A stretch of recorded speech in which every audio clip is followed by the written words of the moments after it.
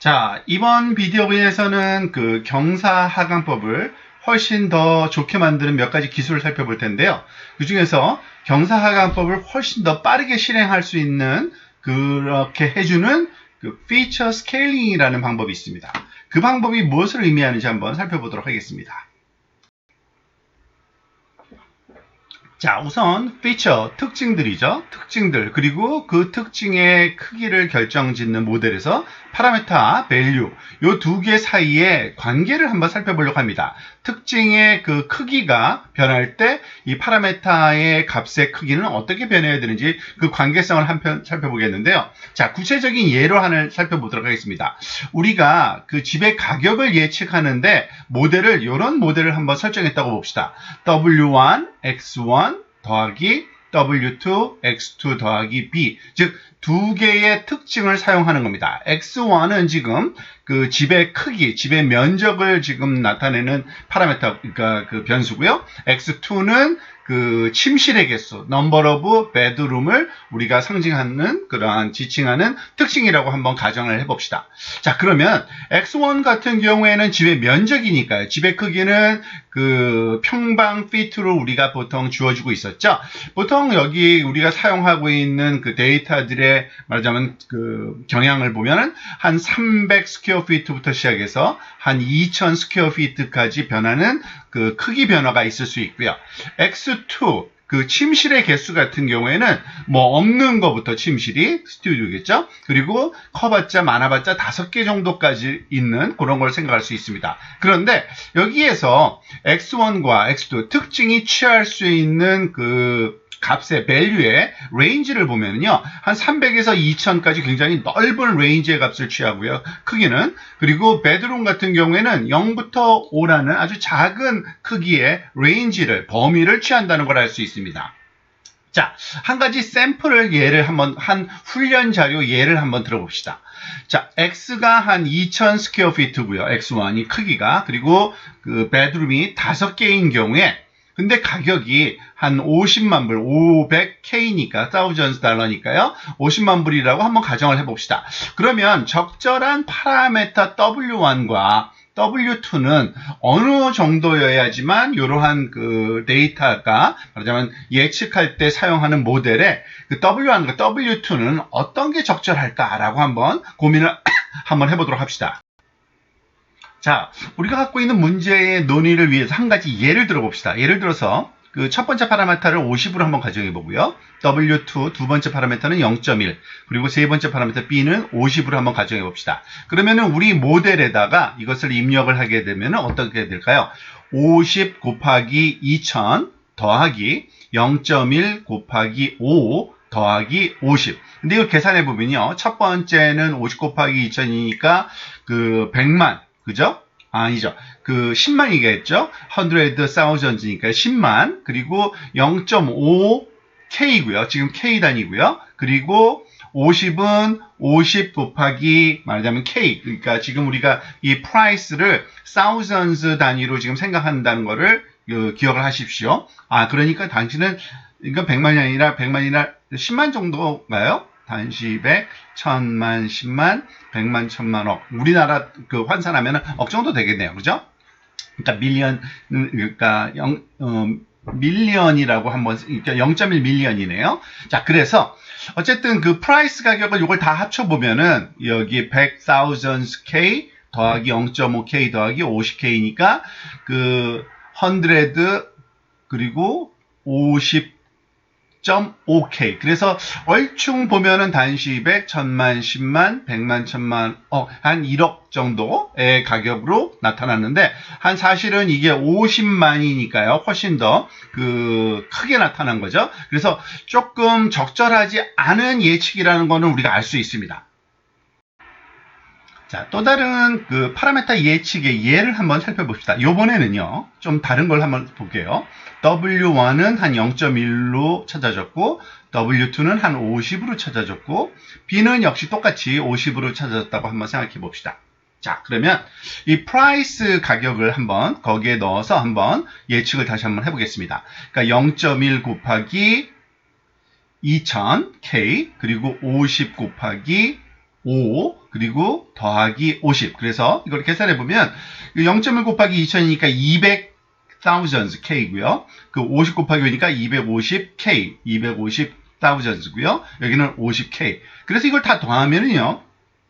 이게 아마 그 500K 정도, 그죠? 200, 250, 50이 들어가니까 500K, 즉 50만 불 정도의 가격이 나왔는데 뭐 어느 정도 리즈너블해요. 100만 불보다는 훨씬 더 리즈너블일 뿐만 아니라 사실은 좀 합리적인 가격으로 보일 뿐만 아니라 사실 happen to be 사실은 우리의 그 모델의 그러니까 훈련 자료의 가격과 정확히 일치합니다. 자, 이것이 우리한테 뭘 시사해 주는지를 우리가 살펴보면요. 사실 이런 겁니다. 그 X1이라는 말하자면은 그 특징의 값의 레인지가 굉장히 이렇게 크게 나타나는 그 큰 값으로 말하자면 주어지는 그 범위고, X2는 그 number of bedroom 특징은 굉장히 작은 값으로 주어질 때, 큰 값일 때는 거기에 곱해지는 파라메타인 W1이 비교적 작은 값으로 조정이 되어야 되고, 그리고 그 작은 숫자들로만 구성되어 있는 그러한 그 범위를 갖는 특징에 대해서 곱해지는 값은 너무 작으니까 그것이 어느 값에 영향을 주려면 좀 큰 값으로 우리가 50과 같이 이전에 비교해서 주는 것이 좀 더 합리적인 그러한 그 모델 결과, 추정치를 우리한테 그 만들어 준다는 것을 우리가 요 두 가지 예를 통해서 하나 배울 수 있는 겁니다. 자, 지금 이렇다면은 이런 상황이 피처 사이즈하고 파라메타 사이즈의 그 관계성이 그라디언트 디센트에는 어떠한 그 관련이 있는지를 한번 살펴보도록 하겠습니다. 일단은 그 분산, 그 특징들의 분산 플롯을, 스캐터 플롯을 한번 그려보도록 하겠습니다. 지금 보다시피 우리가 가지고 있는 그 특징이 두 가지니까요. 즉, 사이즈 인 피트를 수평축으로, 그리고 넘버 오브 베드룸을 수직축으로 하게 되면은 우리가 알고 있듯이 사이즈는 한 300 스퀘어, 말하자면 피트 300,000 스퀘어 피트부터 그 2000 스퀘어 피트까지, 300부터 2000까지 굉장히 다양한 그 크기가 있을 수 있고, 그 대신 베드룸은 0부터 5니까 데이터들의 플롯을 했을 때 지금 여기에 있는 것처럼 이렇게 아래쪽에 이렇게 밀집돼서 평평하게 많은 데이터들이 놓이게 됩니다. 자, 그런데 이와 같은 데이터를 피팅할 때 우리가 파라메타 피팅을 하게 되는데, 그 파라메타 피팅을 기준을 우리가 비용 함수가 말하자면 작아지는 쪽으로 파라메타 피팅을 하는데요. 이 비용 함수의 컨투어 플롯을 한번 또 그려보는 겁니다. 즉, 등고선을 그려보면 이런 현상이 나타날 겁니다. 어떤 현상이 나타나면 지금 사이즈 W1, 그러니까 사이즈에 곱해지는 이 W1의 변화, 그리고 사이즈 2에 여기 아니죠. 그 베드룸에 곱해지는 그 말하자면 파라메타 W2에 대해서 각각 한번 살펴보면 이 W1의 작은 변화에도 굉장히 큰 말하자면은 이 비용 함수 크게 변화가 있습니다. 즉, 컨투어 플롯에서의 우리가 이걸 해석하는 방법은 컨투어 플롯의 그 등고선의 밀집도가 높아진다는 거는 여기에 그러니까 굉장히 가깝게 있다는 거는 변화가 크다는 얘기고요. 그죠? 이것의 말하자면은 퍼진 정도가 좀 넓으면은, 지금 넓게 퍼져 있으면은 천천히 변한다는 거죠. 그래서 지금 그 W1 같은 경우에는 아주 작은 변화만 있어도 컨투어 플롯에 나타내는 그 비용값의 크기가 아주 극단적으로 굉장히 커지고 굉장히 작아지는 현상이 나타나고요.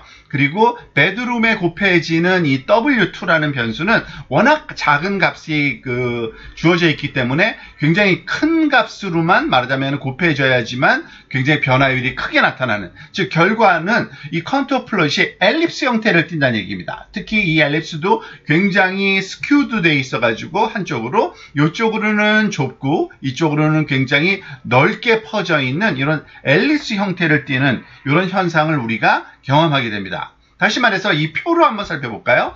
즉, 우리가 구하고자 하는 파라메타 WJ가 예를 들어서 첫 번째 거 사이즈에 곱해지는 그러한 그 파라메타 W는 그 레인지가 굉장히 이렇게 좁을 수밖에 없고요. 그죠? 왜냐하면은 이 좁은 레인지에 주어지는 값에 곱해지는 값이 굉장히 크기 때문에 결과적으로는 이 친구가, 그러니까 큰 값과 작은 값을 곱한 그 영향이 일정한 크기를 나타낼 거고요.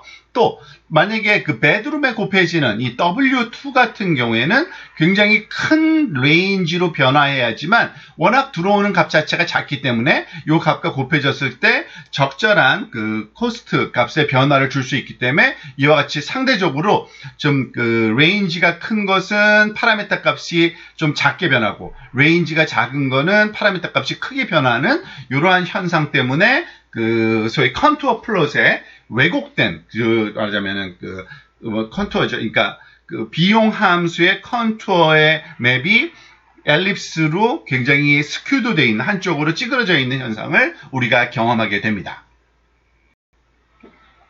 자, 이러한 상황이 우리를 어디를 이끌고 가냐면요. 한번 살펴봅시다. 앞에서 봤던 그림을 다시 한번 그려놓은 건데요. 즉, 변화하는 레인지가 첫 번째 특징과 두 번째 특징 사이에 변화하는 레인지의 범위가 다르면은 굉장히 차이가 나면요. 그 결과로 얻어지는 비용 함수의 컨투어 플롯이 엘립스 형태를 나타내고 이 엘립스도 한쪽으로는 좁고 그리고 한쪽으로는 긴 굉장히 편향되어 있는 엘립스 형태를 띠게 됩니다. 그런데 이런 엘립스 형태를 갖는 비용 함수에서 그라디언트 디센트를 적용하면 어느 지점에서든지 간에 그 지점에서 그라디언트 방향은 사실은 이 등고선의 수직된 방향이거든요. 그래서 수직된 방향으로 가다 보면은 이 중심 방향으로 가는 것이 아니라 이 수직된 방향이 이쪽 방향이니까요. 이쪽으로 갔다가 또 다시 왼쪽으로 왔다가 즉 지그재그로 왔다 갔다 하면서 수렴을 하게 됩니다. 그래서 굉장히 오랜 그러니까 많은 횟수의 반복을 해야지만 그라디언트 디센트가 미니멈 포인트에 도달하게 되는 그러한 양상을 보이게 되고 자, 이런 상황에서는 사실 유용한 또 다른 방법론이 있는데요. 스케일링을 하는 겁니다. 특징을. 지금 이 아래쪽 그림이 바로 그걸 나타내는 건데요. 즉, 위에 한쪽으로 치중되어 있던 그 스케일, 집중되어 있던 그 데이터 플롯을 이와 같이 피트, 스퀘어 단위의 사이즈도 0과 1 사이에 데이터가 오도록 그러니까 맥시멈 값으로 나눠주면 되겠죠. 그래서 이 정도로 스케일을 해주고 이것도 마찬가지로 0과 x2도 1 사이에 레인지에 오도록 말하자면 우리가 스케일링을 다시 해주는 겁니다. 그러면은 그 데이터 플롯이 어떻게 될까요? 지금 보이고 있는 것처럼 위에 거랑은 전혀 다르게 0과 1 사이에 말하자면 넓게 그리고 이퀄리 거의 비슷한 유사한 그러한 분포로 말하자면 퍼져 있을 거고요. 이와 같은 분포를 보이는 데이터에 대한 비용 함수의 컨투어 플롯을 그려보면 오른쪽처럼 동심원 형태로 나타나게 됩니다. 동심원 형태로. 그리고 그러니까 정확히 말하자면 수평 방향과 수직 방향으로의 크기가 같은 원의 형태로 나타나기 때문에 어느 지점에서 말하자면 그라디언트 디센트를 시작하든지 간에 그 수직된 방향, 컨투어 플롯의 요 라인의 등고선의 수직된 방향은 어디를 가리키나요? 항상 중심을 가리키거든요. 그래서 좀 더 빨리 우리가 그라디언트 디센트가 글로벌 미니멈으로 빨리 이렇게 도달하게 해주는 장점이 있습니다. 자, 그럼 요약하면 이렇습니다. 매우 다양한 값의 범위를 갖는 다양한 특징들이 있는 경우에는 경사하강법 자체가 굉장히 느리게 말하자면은 수렴할 수가 있습니다. 그렇지만은 그거를 좀 스피드업 해주는 좀 더 빨리 수렴할 수 있게 하는 방법은 특징들의 크기가 거의 비슷한 수준의 크기가 되도록 이렇게 스케일링을 해주면 되는 거고요. 그렇게 함으로써 경사하강의 속도, 그라디언트 디센트가 말하자면 빨라지고 그 얘기는 우리가 찾고자 하는 미니멈 값에 해당되는 W와 말하자면 매개 변수 파라미터를 좀 더 빨리 구할 수 있는 그러한 방법론이다라고 이해하시면 되겠습니다. 근데 실제로 적용은 어떻게 되는 건지 또 다음 비디오에서 살펴보도록 하겠습니다.